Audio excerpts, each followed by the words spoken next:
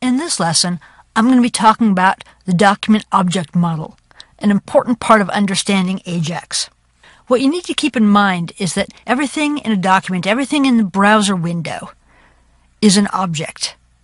And when we talk about these objects, the word for that is model. So when we talk about objects on a web page, that is the DOM. So here's a web page, one we've seen before. This H1 is itself an object on the web page. This table is an object on a web page. This title is an object on a web page. And in fact, the page itself is an object called document. Now, objects have something called properties. So here you can see that the document object has a title property. And yes, we saw that title was an object of its own.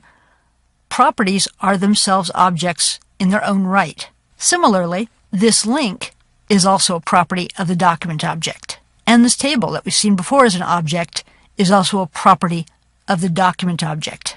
And each row is a property of the table object. And going on down the line, each cell is a property of the row object. At this point, you're probably wondering, how do you keep all these things straight when there are so many objects on a page? Well, thankfully, Firefox is really good at helping you do that. And because the DOM is such an important part of JavaScript and AJAX, and manipulating the DOM and examining the DOM is a lot of what we're going to be doing, so we'll be covering that in our next lesson.